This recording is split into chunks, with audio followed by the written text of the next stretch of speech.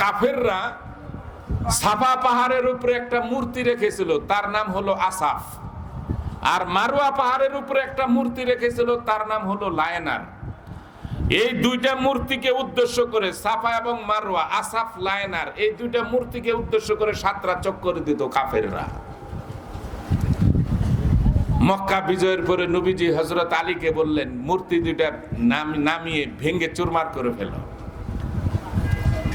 কাবার ঘরে ঢুকে হযরত আলীকে আর হযরতে উমরকে, নবী দুইজনকে বললেন, তোমরা মূর্তিগুলি ভাঙো একটা একটা করে।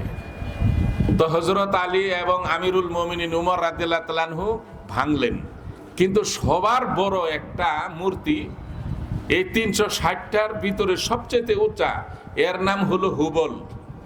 এই মূর্তিটার নাম হুবল। হযরতে আলী নবীজিকে বললেন, ইয়া রাসূলুল্লাহ, এটা তো লাগল পাচ্ছি না, এটা ভাঙবো কেমনে?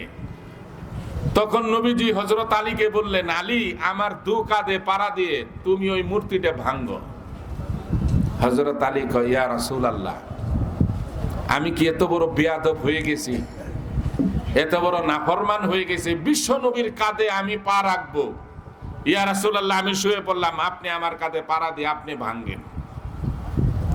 নবীজি বললেন, আলী রে, তুই তো আমার ওজন বহন করতে পারবি না। কলে, হুজুর পারবো, আপনি কদম রাখেন।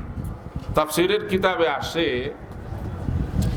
নবীজি হযরত আলীর কাঁধে শুধু শাহাদাত আঙ্গুলিটা রাখলেন। রাখতে দেরি আলী একটা চিৎকার মেরে বলে, ইয়া রাসূলুল্লাহ, আপনি হাত সরান, আমি মাটির নিচে চলে যাচ্ছি। সুবহানাল্লাহ।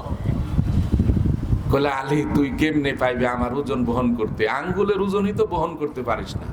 আল্লাহ তাআলা 100 আপনার বীর যুবকের শক্তি আমার নবীর গায়ে আল্লাহ দিয়েছিলেন।